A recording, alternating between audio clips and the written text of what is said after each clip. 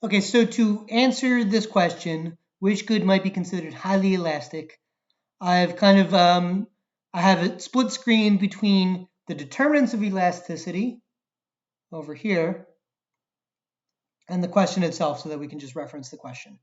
Okay, so let me in fact do this a little bit more. Okay, so let's start with, okay, so the question is which good is highly elastic?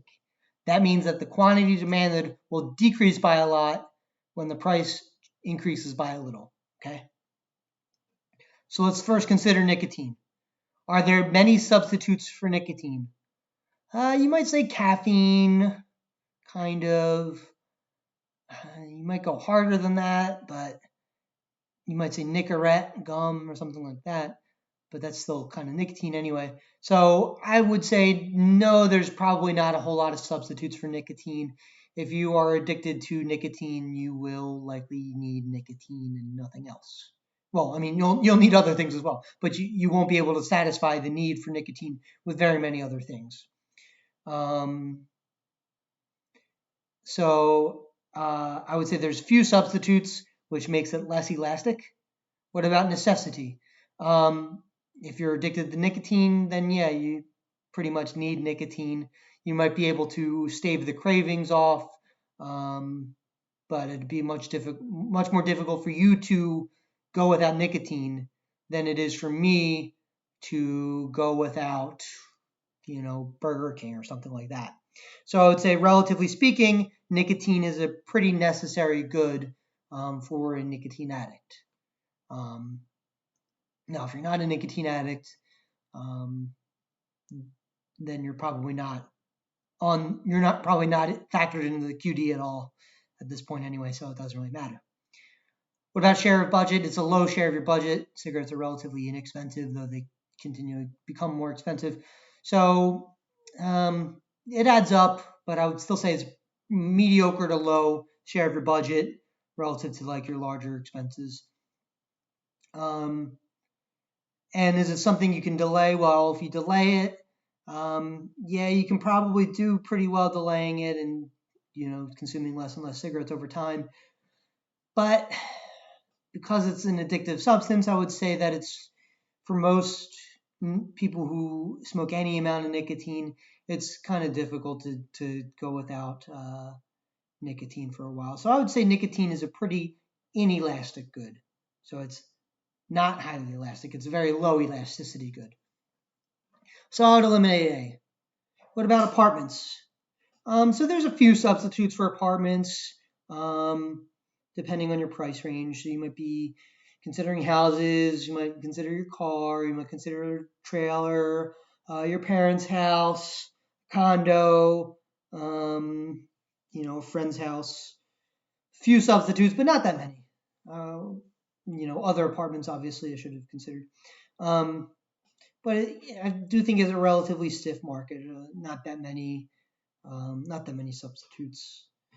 Um, is it necessary? Yeah, absolutely. It's not maybe not necessary to live in an apartment, but to have a dwelling, I would say is necessary. Yeah. Um, so yeah, I would consider it one of the more necessary goods, even though it might not be an apartment per se. But um, if you're considering the market as dwellings, I would say yes. What about share of budget? It's a high share of budget, so in that sense, it'd actually be more elastic. So the first two are kind of pushing it to less elastic. Share of budget would actually push it to more elastic, just because if the price changes a lot, you're going to start looking for substitutes.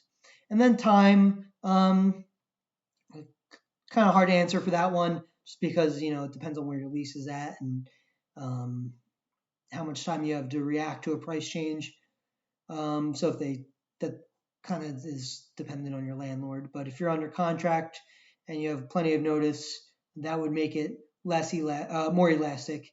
But if you are not, or you're under contract and you have little notice, that would make it inelastic, less elastic.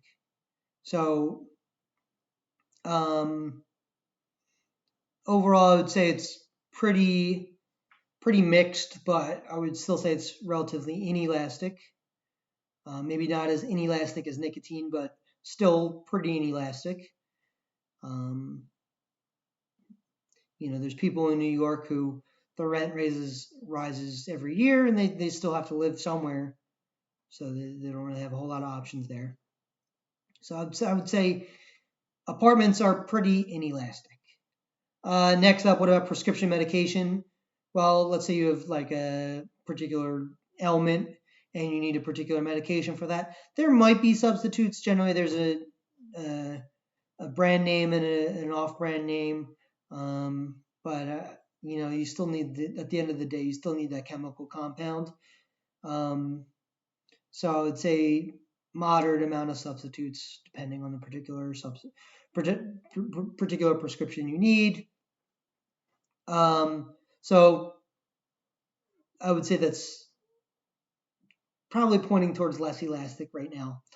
What about necessity? Well, no, you need it. If it's a prescription medication, you'll probably end up having some adverse effects if you don't take it. So I would say that it's pretty necessary. So that's pushing towards inelastic. Share of budget, I would say drug expenses are pretty high, particularly prescription drug expenses, and much higher if you don't have insurance. So I'll say share of budget's mediocre to high.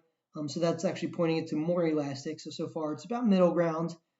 And then time, well, you have time in the long run to change your prescription, but any particular, like usually you fill your prescription, you have a month. So I would say middle ground. So prescription medication is probably in the middle ground to middle to inelastic, I would say.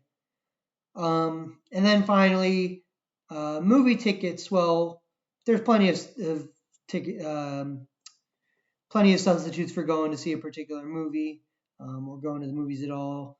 I think because it's a social event, you might want to go to dinner, or you might go to a round of drinks, or watch a movie at home, watch Netflix, watch TV, YouTube. I feel like there's a million substitutes for going to the movies, depending on what you want to do, unless you're going to see a particular movie.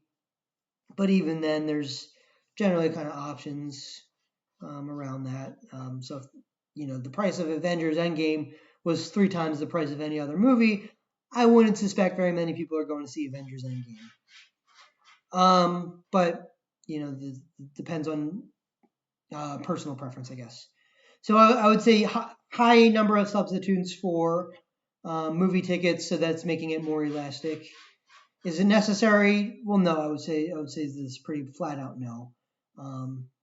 If you're a Marvel fanboy like I am, it's not super necessary. Is it a high share of budget? No. So in that sense, it's actually pushing the elasticity up. But so far we have 2 things pushing it down, 1 thing pushing it up. And is there time to react? Yeah, you don't have to go to the movies any particular time. There's no real necessity there. So overall, I would say that movie tickets are the most elastic of those 4 goods. Okay. So that wraps up the elasticity section. Now let's move on to the taxes section.